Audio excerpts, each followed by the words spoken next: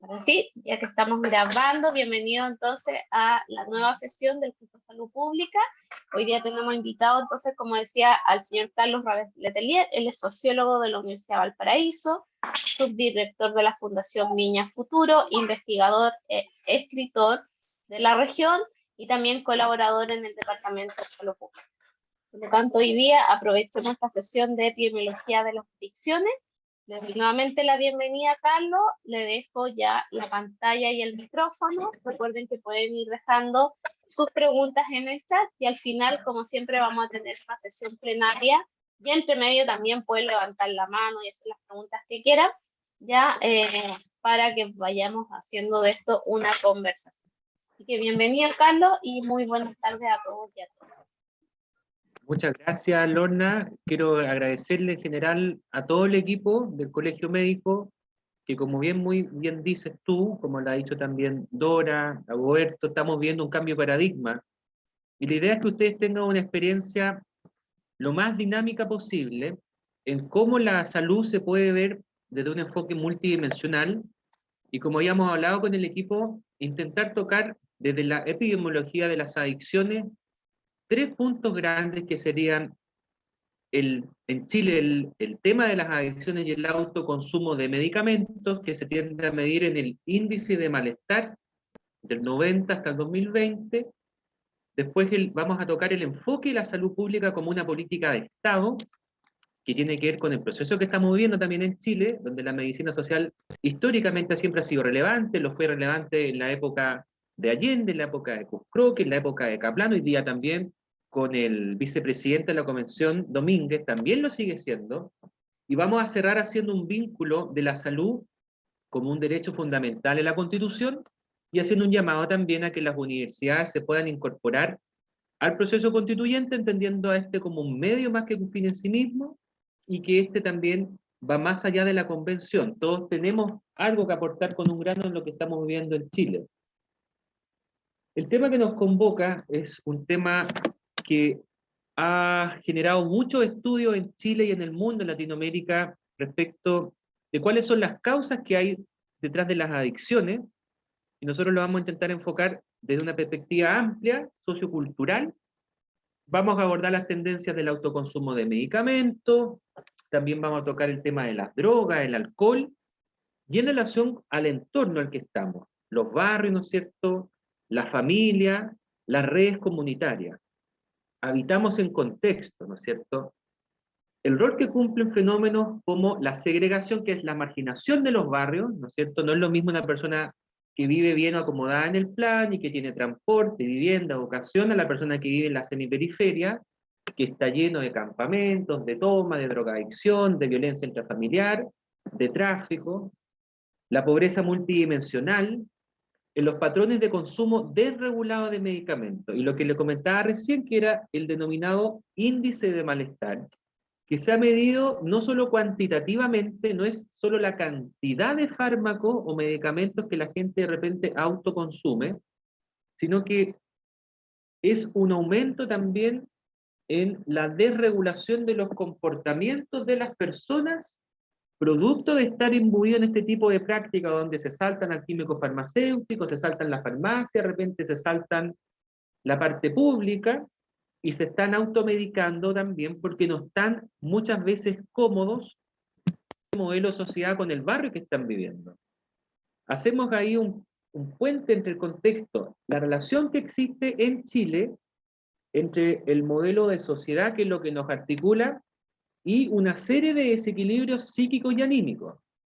En la Universidad de Chile, en el trabajo que se realizó el año 2008, titulado Algunos efectos de procesos acelerados de modernización, solidaridad, individualismo y colaboración social, del antropólogo Marcelo Arnold, Anaí Urquiza y Daniela Tumala, se muestra la sociedad chilena sumida en el individualismo, donde prima el desinterés por los proyectos colectivos, las radios, ¿no es cierto?, hacer cosas públicas, armar centros culturales, y en paralelo aparece un fenómeno complejo para ustedes, los futuros médicos, que tiene que ver con el surgimiento de patologías psíquicas contemporáneas, donde yo creo que más adelante vale la pena detenerse. La solidaridad el sentido de comunidad ha quedado disuelto como consecuencia de lo que en un momento se instauró, conocido como la doctrina del shock, o el experimento monetarista, que es lo que sale ampliamente en el trabajo de Naomi Klein. O sea, en Chile, la sociedad ha quedado reducida a intercambios comerciales, mercantiles, sin mayores vías ni de procesamiento, ni de integración del malestar social. Por malestar social, vamos a entenderlo más que definirlo, podríamos sugerir algunas lecturas como algunos autores comunitaristas lo ven como una forma de malestar asociada a una racionalidad instrumental, lo que significa que hay una primacía de criterios cuantitativos por sobre lo cualitativo, o sea, las metas, la cobertura, y va quedando de lado la calidad, el sentido de pertenencia, la pérdida de un sentido de libertad, que me veo constreñido, dependiendo en el barrio donde vivo, la escuela donde voy o la familia en la que estoy. No tengo todas las libertades que tendría la persona que se encuentra en el 10 y en el 20% de la población que puede acudir a ciertos servicios básicos que están completos. La persona que está hacinada no tiene trabajo formal, se ve muchas veces imbuida en el traficar droga, en el vender armas, ¿no es cierto? Y vivir en un contexto completo de violencia, donde siente que ha sido abusado de manera reiterada. O sea, la idea de abuso, de que el sistema me falló, de que el sistema no está funcionando, entonces como yo siento que eso no está funcionando, lo rompo, lo hago tira, genero alteraciones de distinta índole, algunos van a decir que son patologías psíquicas, otros van a decir que son trastornos de la personalidad, y estas alteraciones en el patrón del comportamiento, de alguna manera van a ser distintas manifestaciones que tiene lo que se conoce como malestar social. Es una fuerza multiforme. Podríamos decir, quizás, si nos ponemos un poco más académicos, no tanto, tiene una dimensión interior, subjetiva, que tiene que ver con la sensación de abuso de parte de las autoridades y las instituciones. O sea, nos están jodiendo, nos están cagando, ¿no es cierto? Nos jodieron con la ISAPRE, nos jodieron con los seguros, con el transporte, con los pollos, entonces yo no creo en el sistema y tengo mi propio sistema. Pero también posee una dimensión exterior, que es lo que se vio con el estallido social, que es el enfrentamiento hacia el mundo social, las barricadas, ¿no es cierto?, la quema del metro, y la misma crisis del 2006-2011, que en ese momento no llegó de manera tan álgida, pero si uno lo ve como de manera retrospectiva, estaban claras las señales, las advertencias que se hicieron antes de que pasara el estallido social de 2019. Entonces, vamos a relacionar el concepto malestar con lo que se llama crisis orgánica, que sería la falta de procesamiento que existe de parte de las instituciones de los conflictos y problemáticas que sacuden a la sociedad.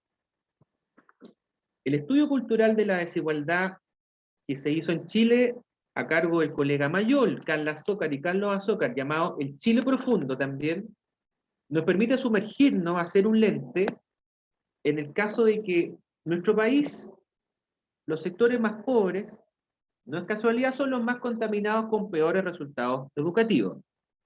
O sea, en Chile tenemos una desigualdad que está construida culturalmente. Esta desigualdad por décadas funcionó a través de mecanismos donde se financiaba la segregación, se romantizaba la pobreza, donde la salud pública, la educación pública, el transporte público pueden jugar un rol fundamental en el proceso constituyente para poder lograr mejores indicadores y mejores índices de integración social. Si vemos, por ejemplo, en el incendio de Valparaíso del año 2014, la cantidad de hogares informales que en esos momentos tenía tanto Viña del Mar, que hoy día son más de 9.100 hogares, Valparaíso son un poco más de 3.000 hogares, se hizo un plan maestro, fueron a sacar a la gente de las zonas de riesgo, a regularizarla, pero existe una tendencia a no planificar en ningún sentido, no hay política de planificación territorial, entonces cuando nos vemos enfrentados a los problemas vamos viendo qué es lo que podemos hacer y cómo podemos hacerlo, entendiendo que los CEFAM no van a hacer milagros, digamos, el hospital tampoco puede hacer milagros, y los equipos tampoco pueden hacer milagros, pero si se hace un trabajo más interrelacionado entre el barrio, la escuela, las instituciones, ¿no es cierto?, las familias, los hospitales, pues conversamos con el equipo del colegio médico, la droga entraba por las clases altas hacia las clases bajas. O sea que si entre el 10 y el 20% de la población chilena, que está bien integrada a los servicios básicos como transporte, vivienda, trabajo, salud y educación, surge la pregunta, ¿qué pasa con el 80% restante de la población chilena? ¿No? ¿De qué forma se integra la sociedad? Los trabajos de Veblen plantean que el consumo de masas es una forma de integración de los grupos sociales más vulnerables. Esto en Chile, lamentablemente, ojalá que no fuera así, tiene bastante sentido, ya que diversos indicadores y muestras, la encuesta de Banco Central, la encuesta del Servicio de Impuesto Interno, mostraba que antes del estallido social, aproximadamente entre el 75 y el 80% de los hogares en Chile gastaba más de lo que percibe mensualmente como ingreso. Hoy día posiblemente estamos llegando al 90%. Entonces, ¿qué es lo que encontramos? Aparecen el estrés, la depresión, el endeudamiento como formas de malestar social, los cuales generan una demanda constante hacia el autoconsumo de medicamentos de distintos tipos, que es lo que mide el índice de malestar. Los barrios informales en Chile están dominados por la violencia intrafamiliar, el trabajo informal, el narcotráfico, el suicidio, producto de la falta de integración social. Por eso hoy, post estallido y pandemia, podemos ver que existe un boom de centros de salud comunitarios enfocados en tratar y trabajar la salud mental como una política de Estado. El trabajo de la químico-farmacéutica Silvia Letelier Ramírez, titulado Estudio de utilización de benzodiazepinas en una farmacia comunitaria de la ciudad de los Andes, nos entrega un estado del arte de las tendencias de consumo y de autoconsumo de medicamentos en Chile y el mundo. Aquí entramos en tierra más derecha a lo que es el rol que podría cumplir, ¿no es cierto?, la medicina social y un enfoque más sistémico de las problemáticas de salud pública que está viviendo la sociedad chilena y Latinoamérica. En un estudio realizado en farmacias privadas en la ciudad de Concepción, durante 3 meses entre el 2003 y el 2007, encontraron que la benzodiazepina más dispensada el año 2003 era el alprazolam, con un 42%, seguido con el clonazepam un 36%. Esta situación, que se invirtió el año 2007, donde la benzodiazepina más dispensada fue el clonazepam con un 42% y el alprazolam con un 34%. Si nos vamos a Uruguay, que es el país con mejor calidad de la democracia en Latinoamérica, porque son solo 3 millones de habitantes, el estudio realizado por los servicios de salud del Estado, lo que incluyó al sector público y privado, en instituciones de asistencia médica colectiva de Montevideo y del interior del país, arroja que la benzodiazepina ansiolítica más consumida entre los años del 2010, 2011 y 2012 fue el alprazolam. En España, entre el año 95 y el 2002, el consumo de benzodiazepinas aumentó también de manera considerable, donde las benzodiazepinas de vida intermedia fueron las más utilizadas, entre estas justamente el alprazolam. Si nos vamos en cambio a Brasil, país muy importante en Latinoamérica, en un estudio que incluyó una muestra de 27 capitales de estado, se encontró que la benzodiazepina más dispensada fue el alprazolam tanto en farmacias privadas y drugstores privados. En un estudio de consumo ansiolítico e hipnóticos también, donde se utilizaron datos del consumo de la Dirección General de Cartera Básica de Servicios del Sistema Nacional de Salud y Farmacia, en España en este caso, que no es nuestra realidad latinoamericana, pero también nos permite tener un botón de indicador para ver hacia dónde van las tendencias y hacia dónde van los consumos para poder entenderlo y revertirlo. Se evidencia un aumento del consumo de ansiolíticos y hipnóticos, donde la benzodiazepina del año 2000 aumenta al 2011, siendo en este caso lorazepam la benzodiazepina más consumida y luego el alprazolam. Si cambiamos el foco y lo vemos según género, acorde también con el nuevo paradigma que estamos viviendo, de donde tiene que haber un avance mucho más potente en lo que es equidad e integración, el género femenino representó el mayor consumo de benzodiazepinas. Esto coincide con otros estudios nacionales donde el género femenino es el mayor consumidor de estos fármacos. 68% según González y Col, 61% según Galleguillo y Col, 70% según Yates y Col. Volviendo a Chile nuevamente a nuestra realidad cercana, en una entrevista realizada a la población adulta de entre 16 a 64 años, en 35 comunas de Gran Santiago, el año 92, se encontró que la prevalencia de consumo de benzodiazepinas fue mayor en las mujeres que en los hombres, 5,06% versus 1,95% respectivamente. Otro estudio realizado en un centro de salud de atención primaria de la ciudad de Ancud mostró una distribución porcentual del uso de benzodiazepinas de casi el 80%, 76,6% para pacientes mujeres y 23,4% pacientes hombres. En el estudio que se realiza en la farmacia Salcobran de la ciudad de Valdivia para el año 2010, se evidencia que el 82,5% de los pacientes que utilizaban benzodiazepinas eran mujeres. Entonces la pregunta es ¿por qué? ¿Cuáles son las interpretaciones que podemos hacer a este tipo de resultados? En relación a otros países, en un estudio observacional que se hizo de uso de benzodiazepinas en el Hospital Psiquiátrico de Villa Derbo, en Uruguay, durante el periodo de agosto del 2009 a junio del 2010, el 58% de los pacientes consumidores de benzodiazepinas correspondió nuevamente al género femenino. La misma tendencia se observó en un servicio municipal de salud en Brasil, en la ciudad de Minas Gerais, donde el 75% de las mujeres nuevamente consumían benzodiazepinas. Entonces, hay una tendencia que ya en distintas culturas se empieza a repetir. Según los datos del Consejo Nacional para el Control de Estupefacientes, el consumo de tranquilizantes es mayor en mujeres y esto aumenta con la edad. Una de cada 4 mujeres usa tranquilizantes entre 45 y 64 años. Un estudio de revisión sobre el uso de benzodiazepina, en este caso en el adulto mayor, pero en Cuba, país que tiene avances bastante notables en lo que es políticas de salud pública a nivel país, mostró además un uso irracional y excesivo, lo que lleva a un mayor riesgo en las reacciones adversas y un aumento en los costos de los servicios de salud.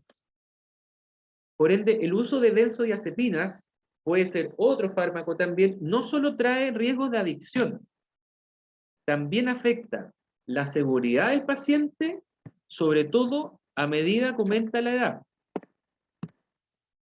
Los hipnosedantes son comúnmente prescritos para tratar la ansiedad, las alteraciones del sueño y los cambios en la farmacocinética y farmacodinamia de las benzodiazepinas durante el envejecimiento, que pueden aumentar su potencial de producir reacciones adversas. El perfil farmacológico de las benzodiazepinas en adultos mayores puede ser influenciado además por cambios en la actividad del citocromo, como también una disminución en los niveles de la albumina, aumentando la fracción libre de la benzodiazepina. Las diferentes benzodiazepinas varían en su predisposición a producir caída con resultado de fractura. Ojo con eso, siendo mayor con el diazepam. La mayoría de los estudios de utilización de benzodiazepinas que se realizan en pacientes mayores de 18 años, por lo que es difícil encontrar estudios en pacientes de menor a esta edad. La pregunta, ¿no es cierto?, nuevamente es ¿por qué? ¿Por qué se da la tendencia de esa manera? La literatura lo que señala es que el consumo de las benzodiazepinas tiende a estar muy asociado nuevamente con el suicidio, especialmente en pacientes de riesgo y adolescentes deprimidos, por lo que se debe tener especial cuidado al momento de recetarla. El uso de benzodiazepina está asociado al riesgo de dependencia. Por esta razón, su prescripción debe ser racional. El estudio de Silvia Letelier Ramírez, en el estudio de Silvia Letelier Ramírez no se analizó la duración de la prescripción y muchos pacientes mostraron despacho durante todo el periodo de estudio. Por lo tanto, se puede inferir que eran dependientes. Y acá volvemos con lo que hablábamos de un comienzo. Esta es una tendencia a nivel mundial del uso inadecuado de medicamentos y en especial al grupo de benzodiazepinas. Este uso de fármacos de benzodiazepinas tiene que estar limitado a cortas intervenciones. Sin embargo, muchos estudios epidemiológicos reportan que estos fármacos son prescritos por largos periodos de tiempo, especialmente en el adulto mayor, en mujeres con problemas psicológicos o fisiológicos.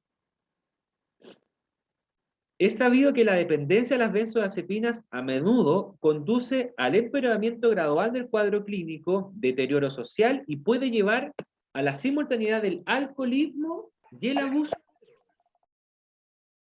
El abuso de las benzodiazepinas aumenta el riesgo de suicidio en consumidores de otros depresores del sistema nervioso central. O sea, aproximadamente el 11% de los hombres y el 23% de las mujeres con hábitos de consumo abusivo de hipnosedantes cometen suicidio. Las benzodiazepinas continúan siendo los fármacos de elección en el tratamiento de la ansiedad e insomnio. Sin embargo, no debe ignorarse el riesgo de abuso y dependencia de ellos. Frente a la prescripción, deberá considerarse que si tiene o trae un beneficio terapéutico que sobrepase los riesgos de salud para el paciente y al respecto las políticas de salud, deberían regular el uso de estos medicamentos. O sea, existen razones fundadas para sospechar que el consumo crónico de altas dosis de estos fármacos se asocia a un mayor riesgo de demencia en pacientes de tercera edad, con las repercusiones obvias para la salud mental, la calidad de vida y el grado de independencia de este grupo etario. Varios estudios han mostrado una asociación entre el uso de benzodiazepinas y del factor cognitivo en adultos mayores. Este efecto es más pronunciado producto de que la farmacocinética alterada, estudios prospectivos, han demostrado un más rápido deterioro de la función cognitiva en los consumidores de benzodiazepinas que en los que no son consumidores. Ahí está la correlación. Por ende, en el estudio que hace Silvia Letelier, el despacho de las benzodiazepinas corresponde mayoritariamente al sector privado, lo cual puede verse entre varias razones que los pacientes que se atienden en el sector público despachan sus recetas en los mismos centros de salud por ser beneficiarios del sistema, y solo despachan en farmacias privadas cuando estos centros de salud no tienen en su arsenal el medicamento o cuando éste se encuentra en falta de stock, que es algo que se está viendo posiblemente. En un estudio que se realizó en farmacias comunitarias, en este caso en el sur, en la ciudad de Valdivia, con procedencia de las recetas, correspondió que en su mayoría eran servicios particulares de salud, casi el 85%. Las referencias consultadas muestran en estudios que se realizaron o en sistemas públicos de salud o en farmacias comunitarias, por lo que no permiten obtener información respecto a alguna tendencia de consumo de acuerdo al sector.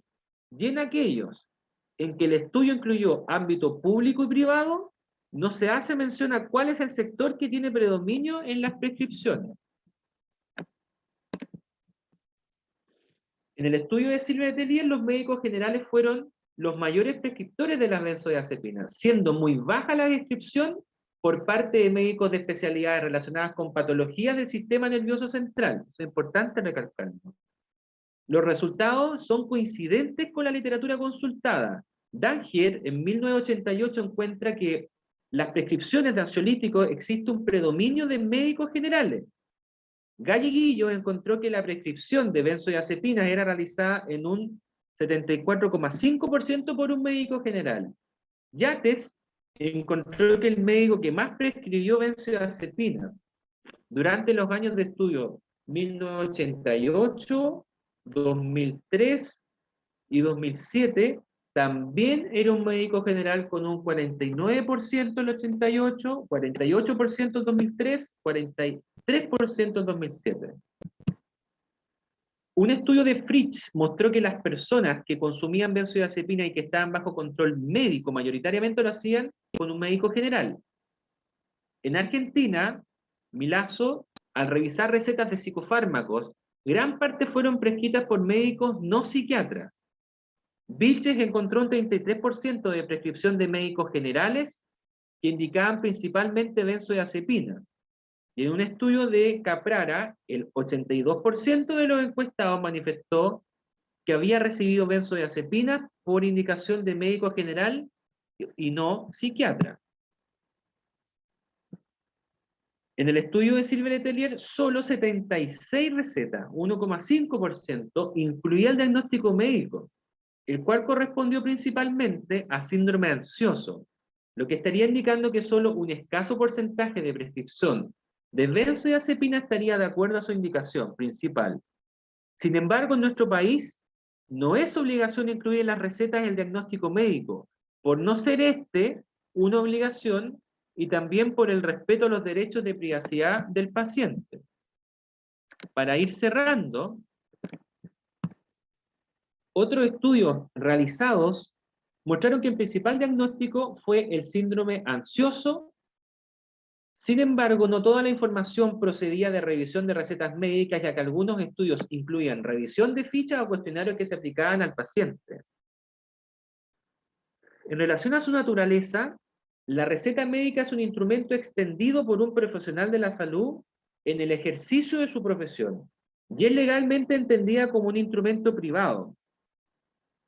Como documento, la receta médica es propiedad del paciente y tiene incorporada en su esencia la confidencialidad de los datos que en ella se contienen, por lo que los mismos no pueden ser difundidos o publicados de ninguna forma, salvo las excepciones legalmente establecidas.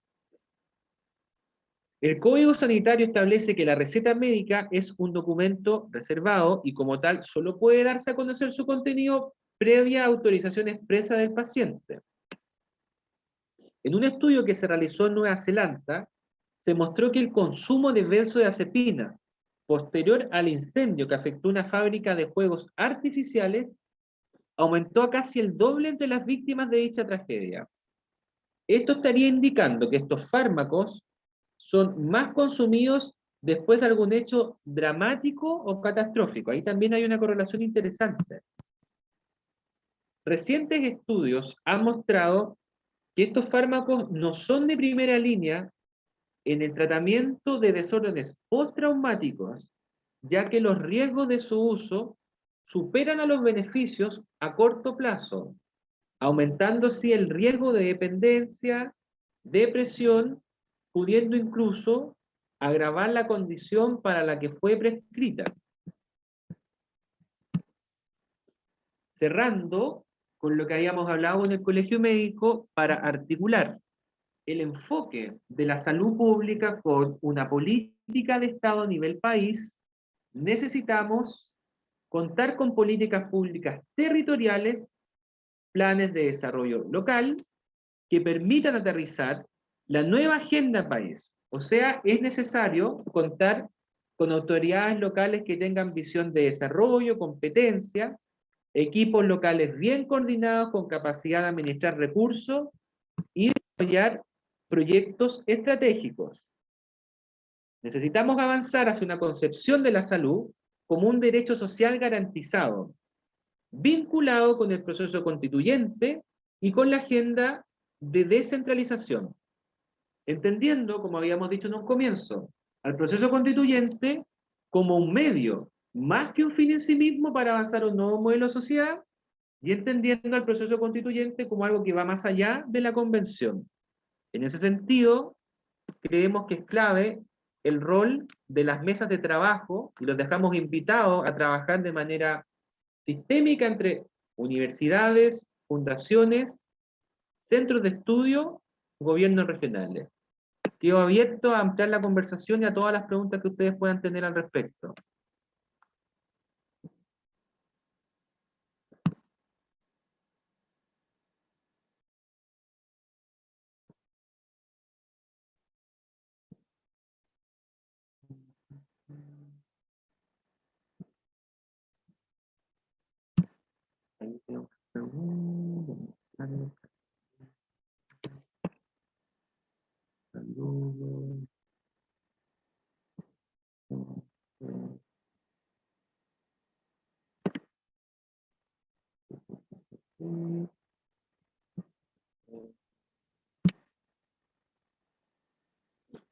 Dudas, preguntas, comentarios, sugerencias, inquietudes, temas que les gustaría profundizar.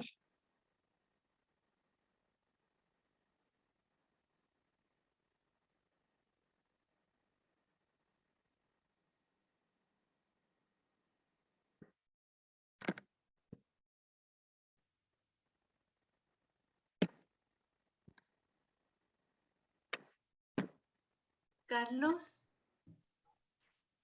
tienes que dejar de compartir para que se pueda ver el plenario. Ahí estamos. Ahí sí, ahí.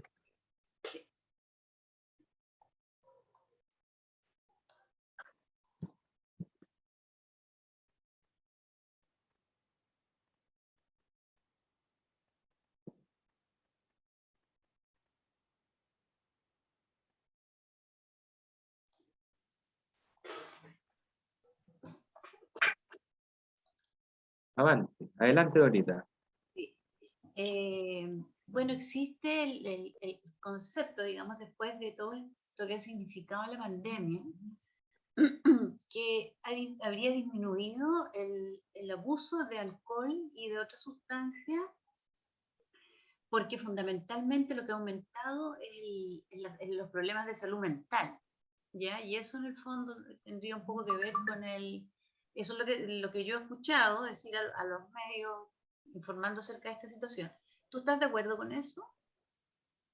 De todas maneras, de hecho creo que cuando uno camina aquí, por ejemplo, en Viña del Mar, en Miraflores, que está lleno de centros de salud comunitaria, la Universidad de Viña del Mar, entiendo que tiene un catastro donde ha medido, si es que no me equivoco, ahora, el 40 al 45% de chilenos tiene algún tipo de alteración o trastorno de la salud mental con la pandemia. Y esto habría que, como que anexarlo con la tendencia que venía antes, que es que en algunos barrios o en lugares donde hay ciertas condiciones, donde es difícil llegar, donde no hay ciertos servicios básicos, quizás donde el hospital no llega, donde el CEPAM no llega, lo que se ha generado es un deterioro en la salud y también un desconocimiento de a quién acudir, porque hay ciertos temas que tienen que ir las personas técnicas, que sepan, ¿no es cierto?, tratar.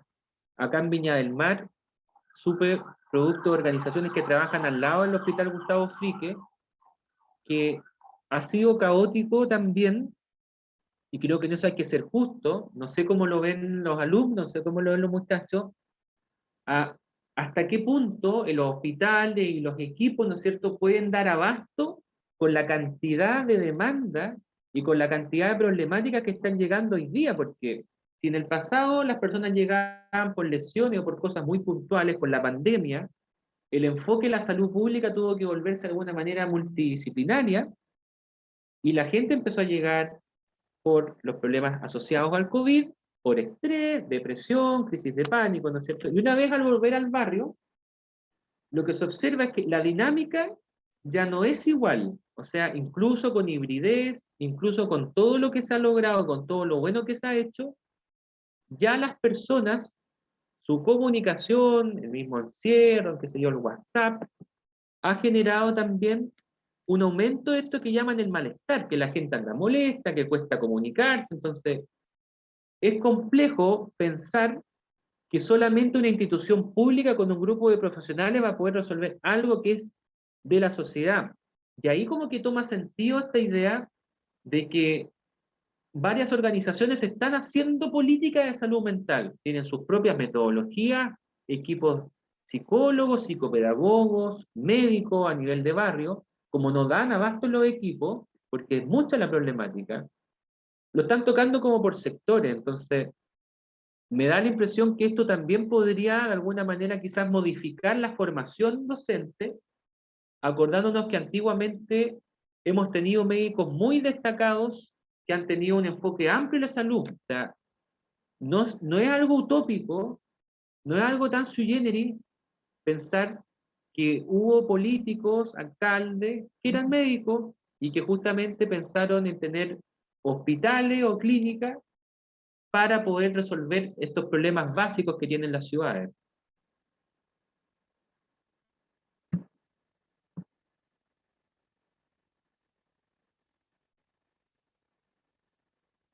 Telma pregunta, desde las ciencias sociales, ¿qué explica la diferencia de género en la prevalencia de los problemas de salud mental y el consumo de benzodiazepina?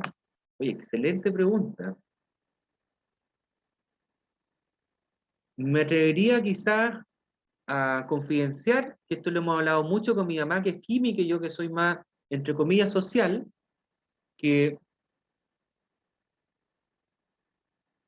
me parece que tiene que ver, yo lo relacionaría con el paradigma. El machismo, la violencia, el femicidio, esto que algunos lo focalizan muy bien con el patriarcado, pues yo diría, hay una práctica institucional que lamentablemente se ha naturalizado por mucho tiempo, donde el hombre y la mujer no han sido tratados de la misma forma, ni en el trabajo, ni en la sociedad, ni en términos generales. No ha sido igual la regla. Por lo mismo, posiblemente, quizás porque tienen que haber más explicaciones, ¿por qué aparece asociado el tema del género, la prevalencia de problemas de salud mental y el autoconsumo? Tiene que ver, creo, también que hay mucha mujer abandonada, hay mucha mujer abandonada de todas las clases sociales y en todos los sectores, y esto lo han relacionado mucho con la pandemia. Los psicólogos dicen, la gente se vio obligada a buscar trabajo, se fueron de la casa, se fueron para otro lugar, cierto, pero el abandono no es igual cuando las condiciones básicas no están cubiertas de la misma manera, porque encontrar trabajo es más fácil para el hombre que para la mujer. Y como esto todavía quizás, lamentablemente se ha dejado pasar mucho tiempo, no está totalmente asimétricamente, no está totalmente regulado, mucha mujer, nosotros lo vemos acá en los sectores donde trabajamos, mucha mujer sola, dueña de casa, que tiene que levantarse sumamente temprano, que tiene 4, 5, 6 hijos, que no tiene el apoyo suficiente para poder salir, muchas veces quizás se ve forzada en tener que o automedicarse, o drogarse, o tomar algún tipo de fármaco para poder apalear un poco la presión que está viviendo. Yo me atrevería a responderlo por ese lado. Mi mamá, quizás, que ella maneja mucho mejor este tema que yo, lo relacionaría con una falta al interior de los establecimientos públicos, dígase municipalidades, intendencias, hospitales, de un machismo básico, primitivo, imperante, ¿no es cierto?, donde no siempre es bien visto que las mujeres puedan tomar ciertas normas, ciertas medidas y poder empoderarse, ¿no es cierto? Y como ha costado que estén mujeres en ciertos cargos básicos, ¿no es cierto?, tomando decisiones en la política pública, en los derechos sociales, y por lo general, a veces cerradamente hay hombres, sean ministros o subsecretarios, ponen a hombres que no conocen el nivel de hacinamiento, que no conocen el nivel de pobreza, que no conocen lo que está pasando en Chile, ¿no es cierto? No hay un enfoque articulado, ¿no es cierto?, entre lo masculino y lo femenino, y por ende se tiende a pensar la solución desde una o dos ópticas y no más ópticas, siendo que muchas veces las mujeres, en muchos casos, tienen perspectiva y llegan a puntos mucho más amplios que los hombres. Entonces, si eso se articulara mejor, si se equilibrara mejor esas cuotas de poder, quizás se podrían enfrentar de muchas más maneras lo que se ha seguido haciendo por 30, 40 años, y eso quizás, no sé si será así, pero podría quizás ir bajando la curva en por qué hay tanta prevalencia. Yo la verdad que no lo sé, no lo sé así a ciencia cierta, digo, es una hipótesis así de lo que uno lee. Habría que entrar en detalle. ¿Por qué, digamos, en ciertas comunas y en regiones, por qué se da esta tendencia? Es difícil disociarle al tema paradigmático, pero si estamos entrando en un nuevo modelo de sociedad, deberíamos ver cambios al respecto.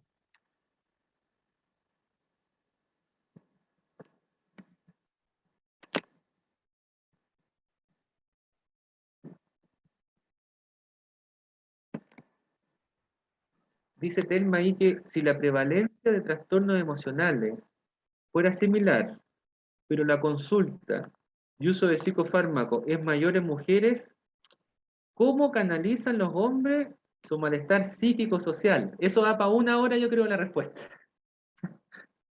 Eso es para largo, pero lo voy a leer de nuevo, que creo que está muy bien. Corrígeme, Telma, si estoy leyendo bien. Si la prevalencia de trastornos emocionales fuera similar, pero la consulta y uso de fármacos es mayor en mujeres, ¿cómo canalizan los hombres su malestar psíquico y social? Yo creo que da el palo en el gato. Dependiendo del nivel de barrio, de la ciudad, ¿no es cierto?, de la forma de cómo habita la persona.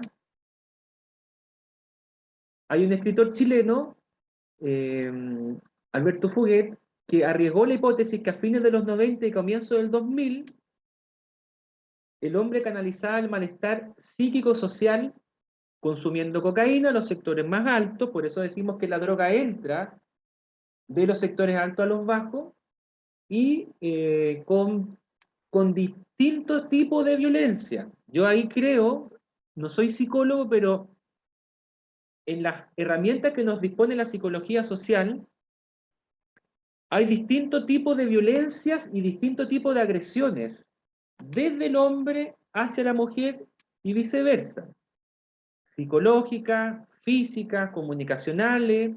Entonces, como tú muy bien dices, se ve que el fármaco, el consumo está más alto en mujer que en hombre, y por lo general el hombre en muchos casos tiende a abusar de situación jerárquica cree que está por sobre la mujer en la sociedad y muchas veces no es así.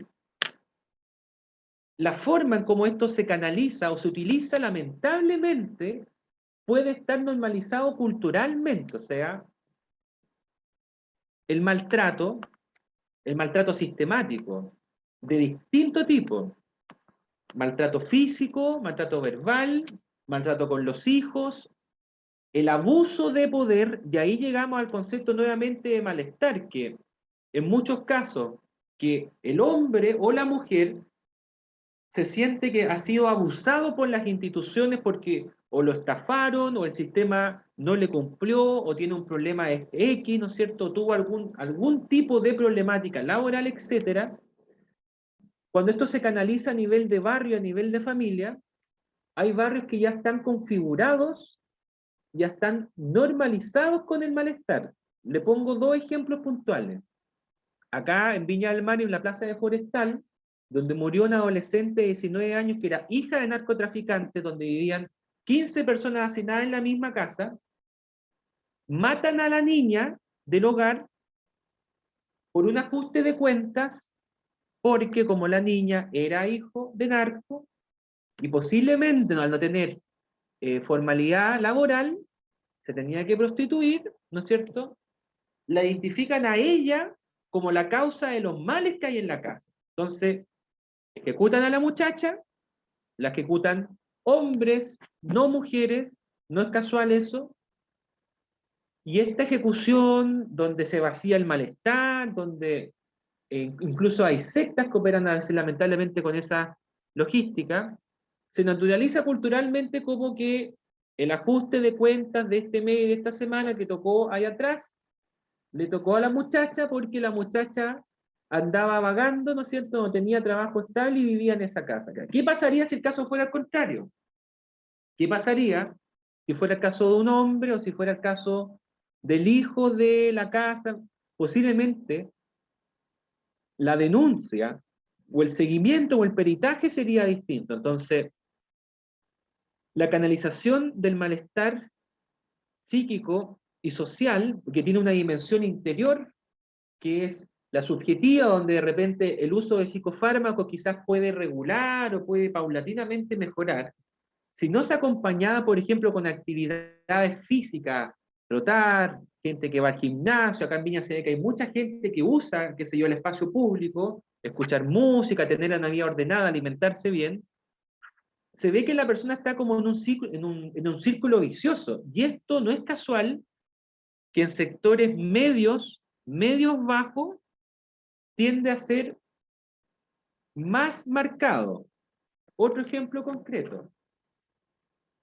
En los niveles de endeudamiento y en los niveles de mala canasta básica, de la ausencia de deporte, o lo que en el COVID le llamaban, ¿no es cierto?, estaban las enfermedades de base y estaban los síntomas de riesgo, gran parte de las personas que no estaban vinculadas a estas dinámicas, hombres y mujeres vivían en barrios específicos con características específicas. Como eso está normalizado, cuando la persona va a un especialista, un médico tratante, un hospital, a un centro médico, que le intentan hacer ver que cambie los hábitos, que coma bien, que cambie de relaciones bien, las personas que están acostumbrados a ver eso toda la vida en su barrio, sienten que eso es lo normal.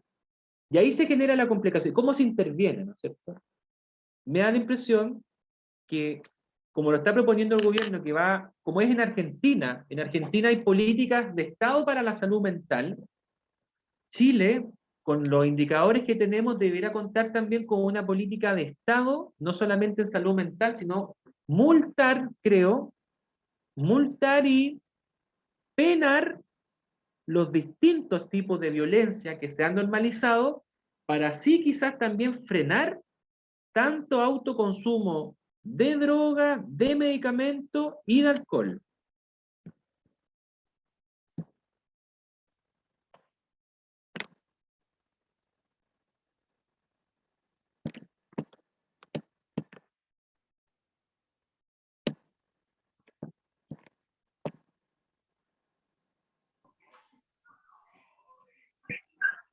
¿Alguien más que quiera hacer una pregunta? Yo en un momento se me cayó internet, así que Eduardo Torre ahí está levantando la mano. Eduardo. Sí, buenas tardes, saludar a todas, a todos, al profesor.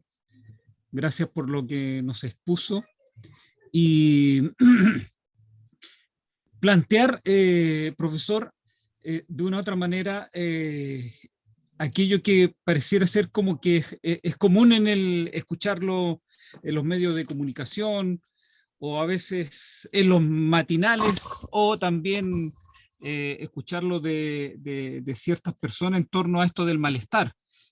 Yo siempre me he declarado un anti-Carlos Peña. No comparto con Carlos Peña esto del malestar social, ni comparto también con otros autores cuando se habla mucho del malestar. Y obviamente que lo digo, profesor Carlos, desde mi sesgo. Yo soy de profesión psicólogo, trabajo en varios sectores populares, sociales y sobre todo en salud intercultural y salud comunitaria. Y tomando a Ignacio Martín Baró, a Jorge Gysi, tomando a autores psicólogos latinoamericanos, Jorge Gysi con vasta experiencia en el trabajo popular, cuenta que hay un elemento más psicosocial que un malestar, porque el malestar se me puede pasar con una agüita de hierba, se me puede pasar con un masaje terapéutico o se me puede quitar probablemente yendo a ver una buena película al cine.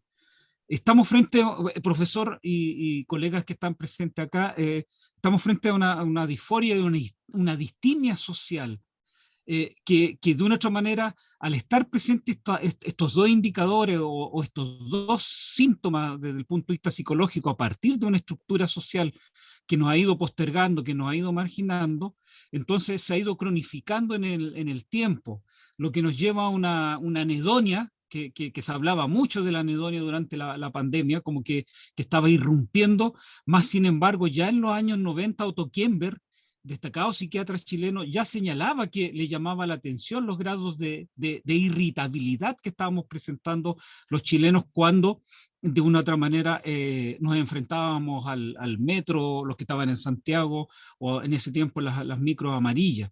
Entonces, esta anedonia que es social a partir de un modelo, como muy bien lo decía usted, de un modelo que, cierto, promete, ofrece algo instantáneo, que más sin embargo para llegar a aquello, si no se concreta, bueno, nos ofrecen las cuotas, o nos ofrecen el dinero plástico, todas estas posibilidades. Y si no es así, por lo tanto, tenemos el remedio, tenemos el medicamento. Y le agregamos a esto, profesor, el hecho de que Chile por décadas no tenía ley de salud mental. Vivíamos en la más absoluta orfandad de la salud mental. Sin embargo, claro, grandes discursos, se hablaba de programas en salud mental, y me tocaba ver a mí los distintos profesionales que iban pasando de acuerdo a los 4 años que cada gobierno iba teniendo. Y entre gallo y medianoche, el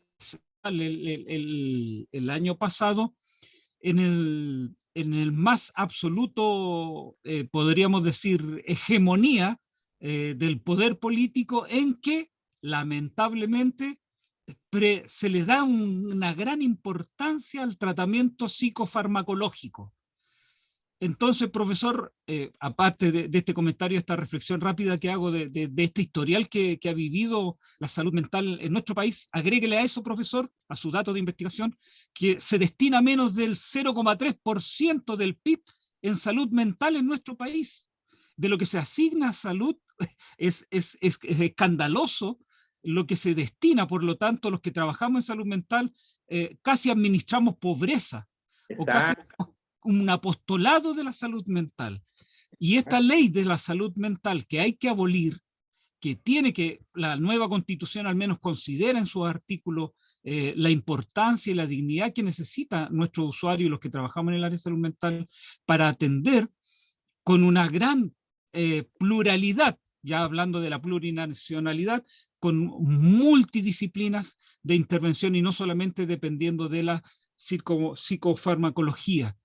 Y ahí, obviamente, que nos encontramos que el sistema nuevamente nos impone, nos reglamenta y nos dice, este es el camino, el enfoque biomédico farmacológico para que la persona en un mes, si es que tiene alguna depresión diagnosticada, ya esté trabajando, ya esté produciendo. Entonces, el futuro no es muy provisorio, profesor.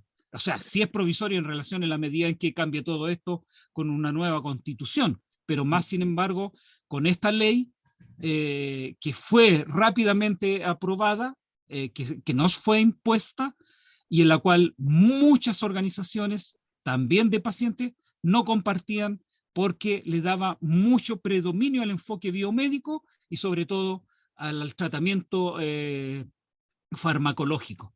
Entonces, ¿por dónde cree usted, desde el estudio que ha realizado, podría estar la salida frente a este elemento muy tardío de esta ley de salud mental que llega a nuestro país, y sobre todo en pandemia, donde no todos pudimos terminar de participar o dar nuestras opiniones o aprehensiones frente a esto, en la cual estamos con una disforia, una distimia social, estamos con una anenodia que obviamente se está cronificando en el tiempo.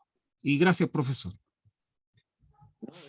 Gracias a ti, Eduardo. Creo que das el palo en el gato. Nosotros trabajamos con muchos profesores médicos interculturales acá en Viña del Mar que plantean lo mismo que tú dices, que en el fondo, además de administrar pobreza, las autoridades altas, creo, desde mi óptica, de repente ya no tenemos intendentes, tenemos gobernadores, pero de repente la autoridad alta, el ministro X, que está dando la mirada país, no está llegando a la conexión de la dimensión meso y la dimensión micro. Entonces,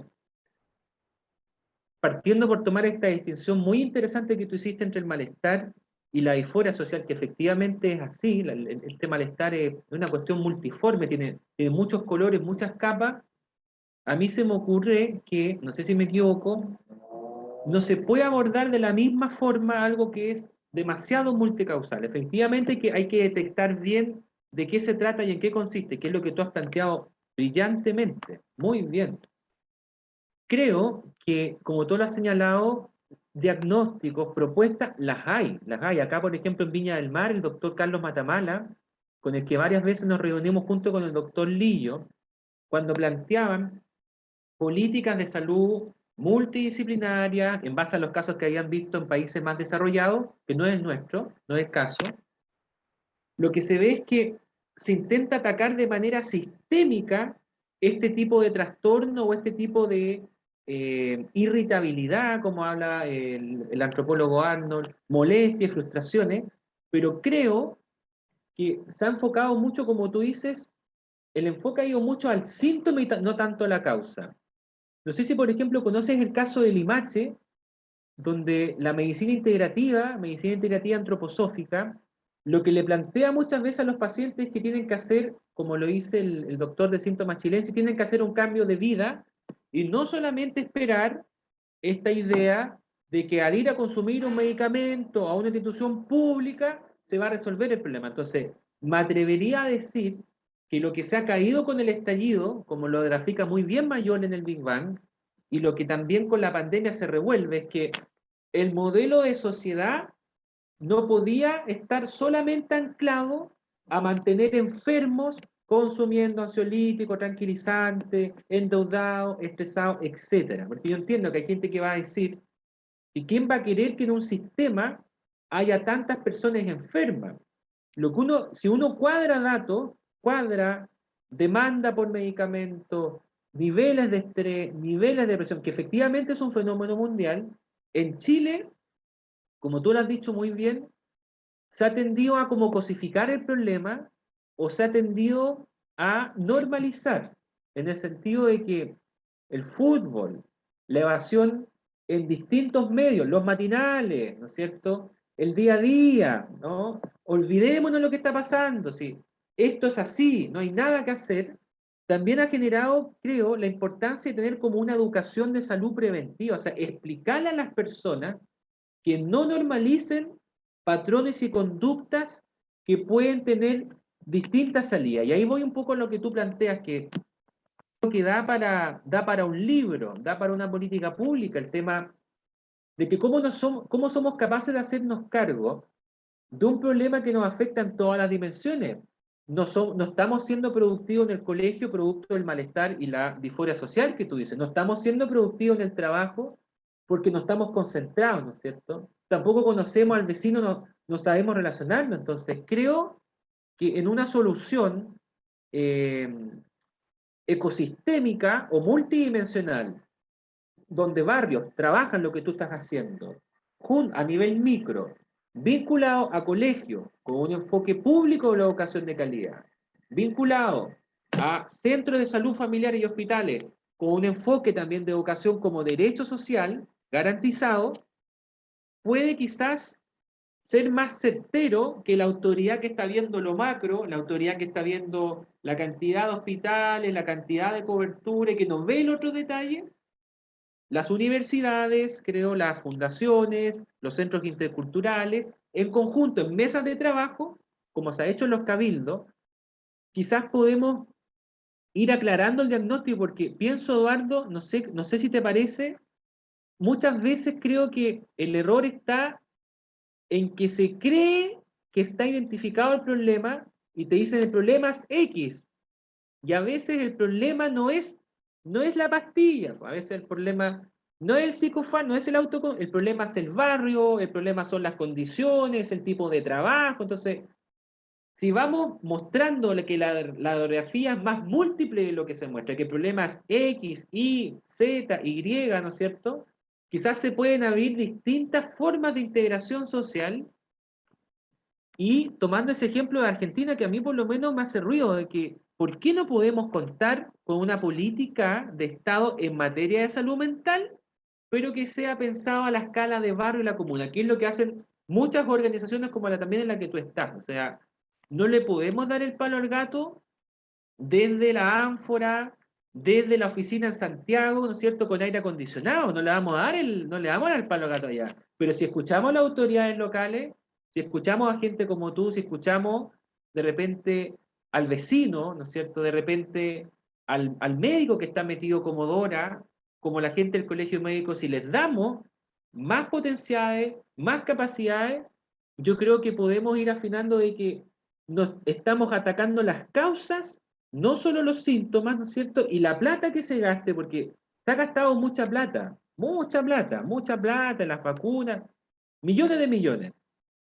Pero al parecer sigue instalada esta sensación, y con eso cierro, de que cuando el poblador te dice, sí, yo valoro las vacunas, valoro lo que ha hecho Chile, pero mi problema es que los mismos chinos que me trajeron las vacunas me están sacando el cobre, me están sacando el litio, me están sacando la energía. Entonces, la gente no ve la solución solo en lo formal. Yo creo, Eduardo, que quizás se podría replicar lo que nosotros estamos proponiendo en la educación, que es, ¿por qué no combinar lo formal con lo no formal y lo informal a nivel de barrio?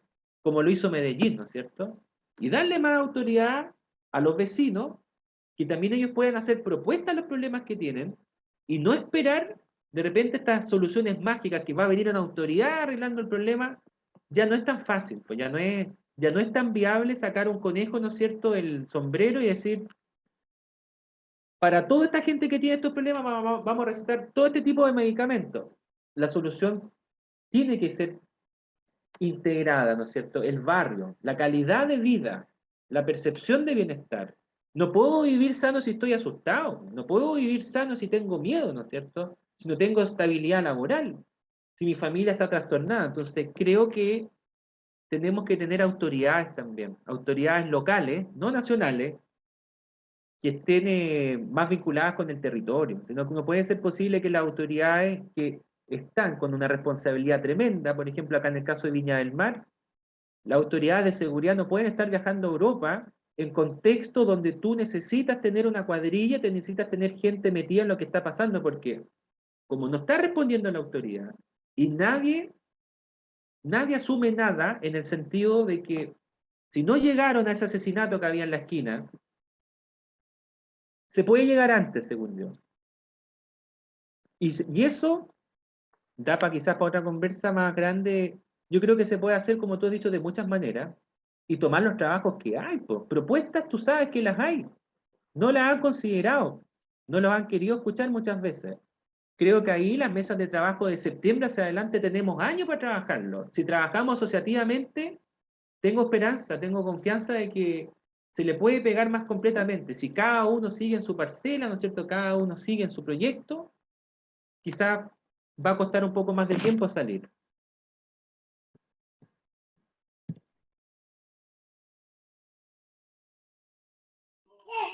Gracias, Carlos. No sé si hay más preguntas, por lo menos en el chat. No hemos visto más. Eduardo vuelve a levantar la mano. Como antecedente, un poco lo que preguntaba Telma, ¿cierto? La encuesta nacional de salud 2016-2017, que es una encuesta en hogares, que tiene esa gran fortaleza, un poco de ser encuesta en hogares, por lo tanto nos trae las prevalencias nacionales reales y no solo de aquel que consulta, que de repente uno podría decir que hay una demanda oculta, una necesidad oculta, que no estamos viendo porque sabemos que en temas de salud mental mucha gente no consulta y tiene ahí su problema. La encuesta en hogares va a buscar a las personas al hogar, por lo tanto detecta la prevalencia nacional y no solo de los prestadores de salud. Me acuerdo de cifras un poco de ideación suicida de vida y de los últimos 12 meses, y ahí sí se muestra que es mayor en mujeres. No me acuerdo si era el doble, un poquito más del doble, que en hombres. También era mayor en adultos mayores, era mayor en zonas rurales. Entonces, por ahí están esos datos para los que quieran ver un poquito más de epidemiología nacional en encuesta en hogar, la encuesta nacional de salud, que fue también un plus que tuvo esta última encuesta, ¿cierto? Porque se aplicó el formulario CIDI, que es un formulario que está estandarizado y por primera vez se aplica en una encuesta en hogar, entonces tiene hay un poco más y hay algunos datos que ya se han sacado. También aprovecho de hacerle las invitaciones, antes de darle la palabra a Eduardo, porque después se me puede olvidar, de que tenemos dos clases más relacionadas a salud mental. Justamente este año le quisimos dar más énfasis a este tema porque vemos que es un problema de salud pública real en Chile. Y nos queda la clase de salud mental en atención primaria el próximo mes y después epidemiología también de la violencia, ¿cierto? Que lo va a hacer el doctor Dagoberto Duarte, que también es parte del departamento, y la próxima clase el doctor Jaime Zapac, que es uno de los investigadores de salud mental, ¿cierto?, de APS en general a nivel nacional, así que están cordialmente invitados. Y por ahí también, como salió con el comentario de Eduardo, ¿cierto?, de que la salud mental está un poquito más protegida, o por lo menos aparece en la Constitución, ¿cierto?, cosa que antes no pasaba. También les dejo desde ya la invitación al próximo conversatorio con algunos ex convencionales que vamos a tener la próxima semana. El afiche ya está en las redes sociales del colegio, así que métanse a Twitter, a Facebook o a Instagram y ahí podrán ver la información. Así que luego de este paréntesis y estos comerciales, le doy de nuevo la palabra a Eduardo para ya ir cerrando, si es que no hay más preguntas. Gracias. Yo no solamente, primero, bueno, agradecer al profesor Carlos, al Colegio Médico, la posibilidad que nos da a los que somos de acá, de la precordillera, que estamos distantes ahí de la zona costera, ¿cierto? Y de la gran capital Valparaíso, como bien decía el profesor Carlos, y que obviamente también nos asolan determinadas situaciones, como bien señalaba usted, profesor, en relación a esto de que en un momento hablaba del suicidio, y acá nos está ocurriendo, que puede ser que también les ocurra a ustedes por allá, en que parejas de adultos mayores toman la decisión de suicidarse. Y también del otro extremo, los adolescentes. Tenemos una tasa altísima en el Valle de Aconcagua con suicidios de adolescentes, inclusive de niños, 12, 13 años de edad, y que obviamente está directamente relacionado con temas de salud mental, pero también está relacionado con este modelo, ¿Y por qué hablo de este modelo desde el punto de vista de la psicología social?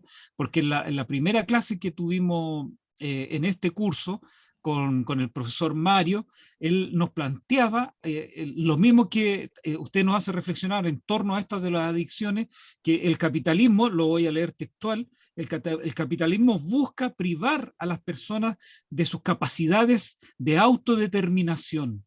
Entonces, cuando se nos comienza a privar como de esta capacidad de la autodeterminación, también las comunidades nos vemos afectadas en torno a aquello, y obviamente el sistema nos entrega algo como rápido.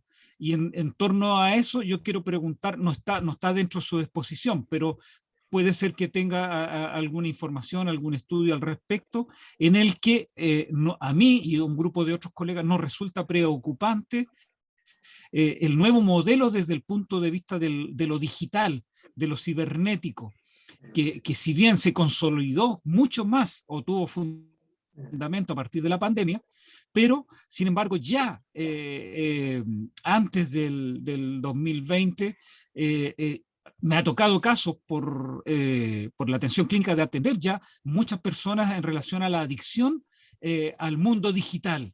Llámese internet, llámese los aparatos de aplicación de celular, los juegos que traen todo el sistema digital, y que de una otra manera como que oficia no sabemos si, bueno, tiene esa intención, que hace que la persona esté pendiente hasta el último minuto de su día, y antes de acostarse revisa inclusive el celular, y que frente a aquello le entrega mayor elemento en el sentido de que tiene que tener esta nueva aplicación, baje esta nueva aplicación, va a tener mayor confort, va a tener mayor información, y ahí obviamente que nos pone en esa situación de saber cómo enfrentamos las nuevas patologías que se están generando por la adicción al mundo digital.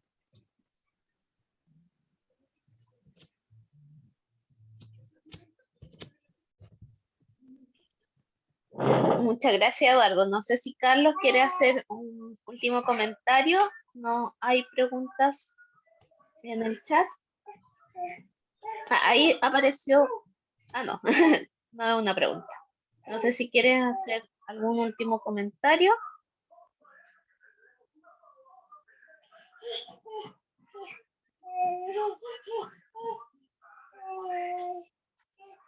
¿No? Bueno, entonces te agradecemos tu participación. Si por ahí está la doctora Dora Silva, le pedimos que abra su cámara, ¿cierto? Porque como a todos los expositores te tenemos un regalito, un presente por parte de la Universidad Valparaíso. Ahí está la doctora Silva mostrándolo. Si nos puedes contar, Dora. Sí. Este es un obsequio de la editorial de la Universidad de Valparaíso, que está destinada como obsequio a nuestros profesores.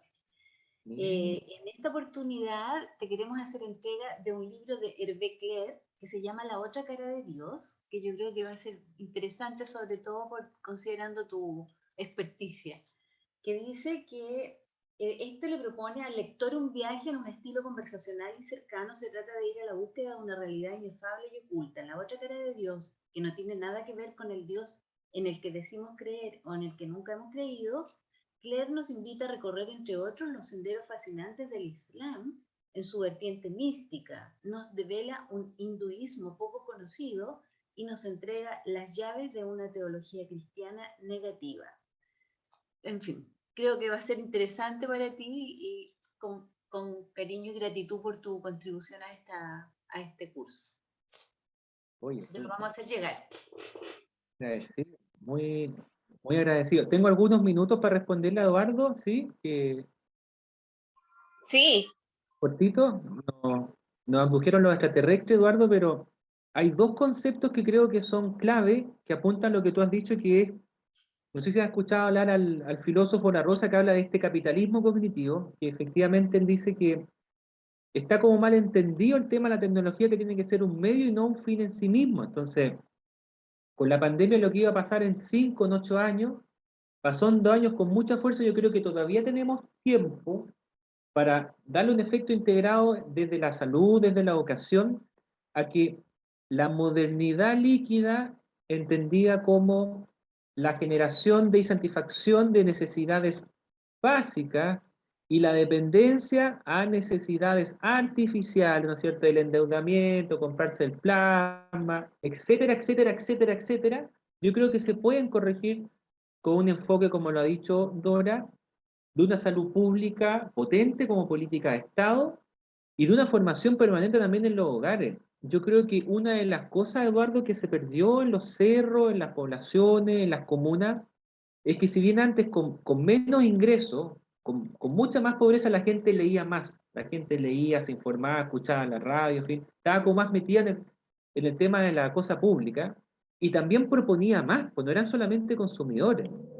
Creo que el proceso constituyente, el momento que estamos viviendo, nos invita a ser actores, a ser partícipes activos, ¿no es cierto? No estar solamente en la pantalla, y que estas conversas quizás, si nos juntamos en persona, la Universidad de Valparaíso pone lo suyo, nosotros como fundación también podemos aportar, se puede invitar a un colegio, podemos hacer algún aporte, yo creo, a nivel de quinta región, porque lo que tú dices es clave, la región no parte en Valparaíso en Viña, no termina en Valparaíso en Viña, la Concagua, todo el interior, mis papás vivían allá, nunca has pescado allá y acá Catemu, el MOB cuando hace sus proyectos, digamos, a Quillota no le pregunta absolutamente nada tampoco, entonces también tenemos profesionales en la zona con la que podemos hacer cosas. Yo lo tomo como una invitación, lo que tú dices. Voy a dejar escrito mi correo con los muchachos. Estemos en contacto. Yo les quiero agradecer. Creo que esta es una instancia que uno tiene pocas veces y que no debiera ser tan extraño hablar desde la ciencia, desde lo social, desde la cultura. Yo creo que cabemos todos en este proceso que estamos viviendo. Así que cuenten conmigo. Le quiero dar muchas gracias a la gente que organizó esto, el trabajo que hay detrás, a la responsabilidad que han tenido en todo lo que hemos vivido el último año. Me parece que es un esfuerzo superlativo. Así que cuenten conmigo para lo que necesiten. Desde la Fundación Viña Futura, la plataforma Red Reales, estamos al servicio y les agradezco la paciencia también, les agradezco la cantidad de contenido, una chorrera. La idea era que nos fuera nunca lo he visto como una cátedra, sino un pequeño insumo, pero también para poder provocarlo un poco, ¿no es cierto? Y salir, como tú dices, Eduardo, tenemos que salir del encierro, tenemos que salir de solo ver el celular, tenemos que tomar decisiones, tenemos que empezar a liderar un poco lo que está pasando para que así, no sé si vamos a entrar a endemia, yo entiendo que según Mario Pará, pronto ya viene una cosa más endémica, salgamos con claridad, pues no podemos estar nuevamente, vamos a ver qué es lo que pasa este año, ya no aguanta la cosa.